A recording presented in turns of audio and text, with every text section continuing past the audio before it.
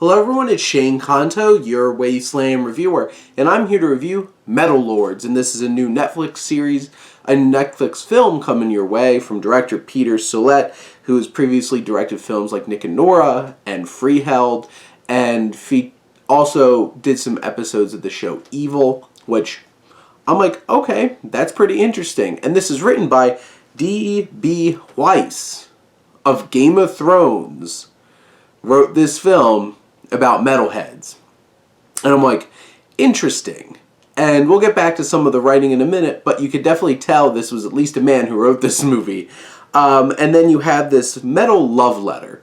There's a lot of use of metal music, a variety of them, from Sabbath to like death metal to Tool to all kinds of things in between.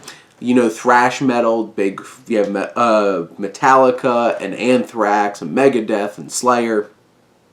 And there's some amazing cameos that pop up at one particular scene in this movie where it's like you could tell they went all out on like metalhead fandom for this film.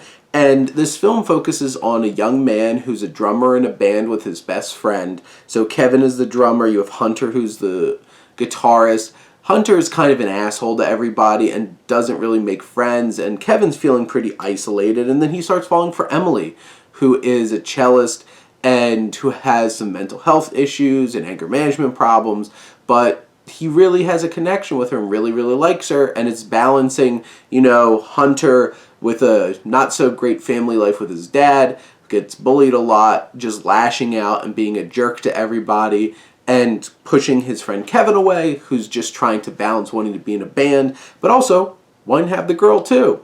And this film balances that, all leading up to them trying to compete as a metal band in the Battle of the Bands at the end of the film. And you have Kevin, played by Jaeden Martell, who has been in so many things up to this point. I really like him in this. I think he really works well as Kevin. He does a good job of making us feel for him.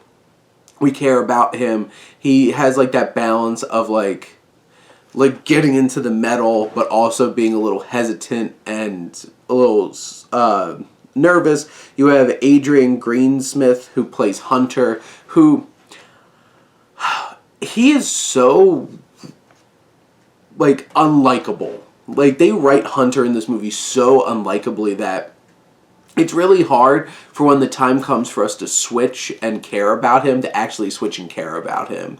Because, like, I still didn't. Even though this film, basically they try to set him up as a sympathetic character by having so many people in his life, including the Gelman, who plays his dad, being so horrible, so unredeemable that it's like, well, you have to feel for him, right?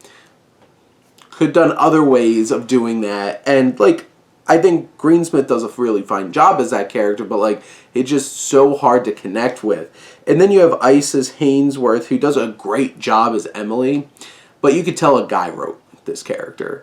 And it's just like, she's endearing and enjoyable. I really like her as a character. Like, I enjoy Hainsworth's performance as this character, but I just feel like she's so underwritten and written so specifically to build up Kevin that it just kind of feels like she doesn't get her own feeling and like own perspective in the film.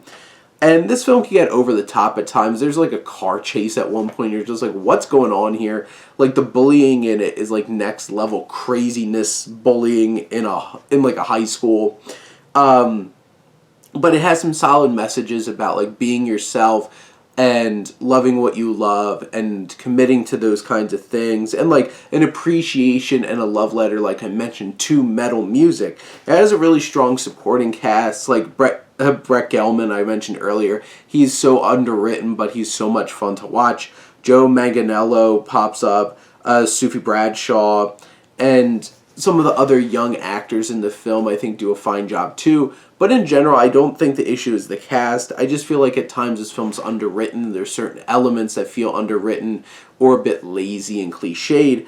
But in general, I enjoyed this. And as a big metal fan, I love me some Iron Maiden and Judas Priest and Black Sabbath and Metallica and some modern things like Black Label Society and Disturbed, Hailstorm.